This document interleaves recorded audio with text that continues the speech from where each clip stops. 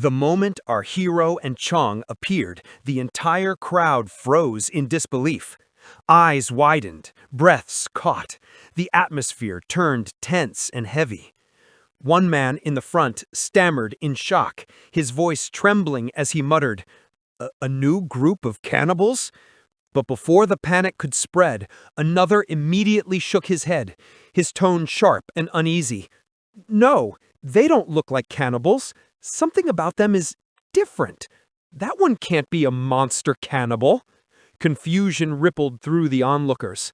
Another voice rose from the group, doubtful and defiant. "And how can you be so sure? What if they really are? What else could they be?" Their uncertainty lingered in the air, thick and suffocating. Our hero, standing calmly at the center of it all, glanced sideways at Chang. A faint, mocking smile curved on his lips. Chang noticed it, and though he didn't speak, the flicker of anger burning in his eyes betrayed his annoyance. Even the cannibals across from them were unsettled, whispering among themselves as they studied the two. "That man, he's nothing like us," another growled, his tone grim with realization. "He isn't one of us.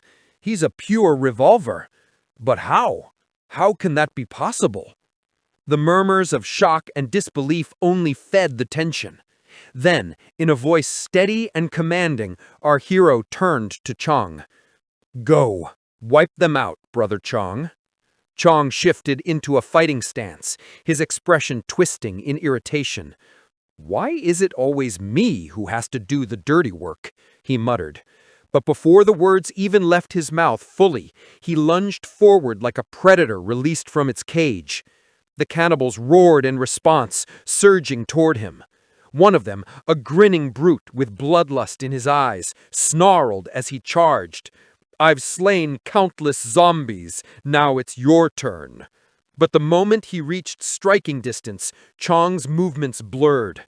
In a flash, his foot crashed down with monstrous force. Bones shattered, the cannibal's body crushed instantly under the weight of his step. A sickening silence followed, then gasps of pure horror erupted around them. Those watching from the sidelines could barely comprehend what they had seen. "Debbie, what kind of monster is he?" one whispered in terror. "He killed that cannibal in a single strike. He's stronger than Brother Feng." Our hero's allies stepped forward, their voices steady, trying to reassure the stunned onlookers. "Don't be afraid. He's no monster. He's one of the strongest fighters from the south outskirts." At those words, the man in the wide-brimmed hat stiffened, his disbelief etched deep into his face. His lips trembled as he whispered, almost to himself, "South outskirts? Impossible. We always thought no one in this entire apocalypse could rival Brother Feng." And yet, as Chang charged forward, the cannibals' bravado began to crumble. Their eyes widened in terror, their bodies trembling as cold sweat drenched their faces. One of them, his voice breaking with fear, stammered, What happened to this zombie? How can he be so strong?" Panic spread through the horde like wildfire. They were cannibals, feral, merciless, but now they looked like prey. Another tried to muster courage, his voice desperate. "Don't be afraid. If we all attack together, we can take him down." A wavering reply came from his side. "Why, yes, together we can kill him." But even as they spoke, doubt gnawed at their words. Instead of unity, bickering erupted among them. "You go first. No, you. I'll follow right after." Reluctantly, 2 or 3 finally stepped forward, snarling to mask their fear. "When everyone else trembles, I do not. I'll be the one to kill him." They rushed in with a furious scream. Our hero stood still, calm as stone, his eyes watching with cold indifference. When the first cannibal lunged close, his claw raised high, the hero simply lifted one hand. In a flash, his arm pierced straight through the cannibal's chest. With a sickening crack, he tore him apart from the middle, splitting flesh and bone as though it were paper. The others froze, horror etched on their faces. "A monster! He's stronger than us! Much stronger! We'll lose this fight! Run! Run now!" Terror overtook them, and they scattered, scrambling to flee. But our hero's gaze sharpened. With a thought, his black tentacles surged forward like serpents, lashing out in every direction.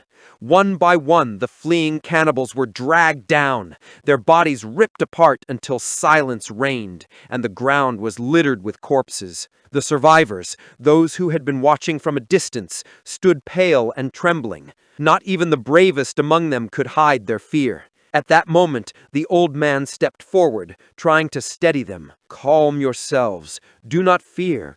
They are our allies." But before relief could settle, chaos struck again. Brother Fong, lying battered on the ground, suddenly lunged forward in a frenzy, hurling himself at the hero. The impact was sudden, unexpected. The hero gritted his teeth, noticing the wound where Fong's strike had landed. His expression darkened. "Another problem," he growled. His tentacles lashed out instantly, wrapping around Fong's body and lifting him high into the air. His eyes burned with rage as his voice thundered. "Can you survive this, monster?" Before the final blow could fall, a desperate cry split the air. Fong's daughter rushed forward, her eyes swollen with tears. "No, please, don't kill my father." The hero's hand paused.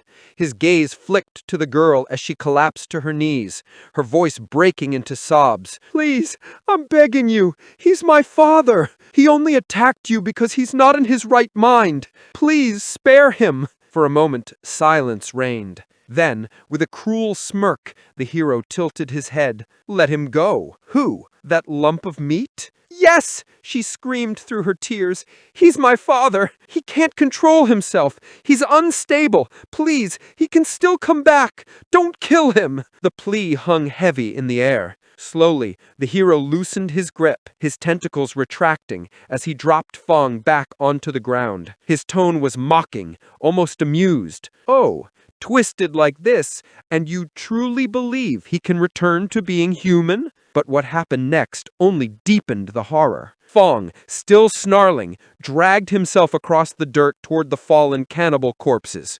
With guttural hunger, he tore into their flesh, devouring them like a beast. Disgust twisted across the hero's face. He turned sharply to Chong, his voice cold. "You're one to talk. The way you eat isn't much better than his." Chong only gave a half smile, his silence more dangerous than words. Before the tension could thicken further, another figure stepped forward, Fong's companion, his face calm, even smiling faintly. He addressed the hero with respectful bow. "Big brother, please, come with us into the base. As for Brother Fong," his smile grew darker, "leaving him out here will be just fine." The scene shifted. The blood-stained streets faded behind them, and soon our hero, Chong, and the others stepped into the shadowed interior of a crumbling high-rise. The heavy doors slammed shut, sealing the chaos outside. Inside, dim light filtered through broken windows, casting long, jagged shadows across the cracked floor. Fong's companion wasted no time. He dropped to his knees before our hero, his voice filled with gratitude and desperation. "Savior, if it weren't for you, Brother Fong and all of us, we would have perished out there today." The words echoed in the stillness. For a moment, silence lingered, broken only by the labored breaths of those who had barely escaped death. Our hero's expression didn't change. His voice was calm, almost detached when he finally spoke. "It's nothing, just lending a hand. But tell me, how long has your settlement been here? And that Brother Fong outside, what exactly is his deal?" At this, Fong's daughter stepped forward, her hands trembling as she clutched the edge of her torn sleeve. Her eyes, red and swollen from tears, locked on the hero with a desperate sincerity. Her words came quietly, but each one carried the weight of grief and fear. "My father, he's infected with something called mimetic flesh mutation." The phrase hung heavy in the stale air. The hero narrowed his eyes, repeating the word slowly, his tone sharp with suspicion. "Mimetic flesh. What's that supposed to be?"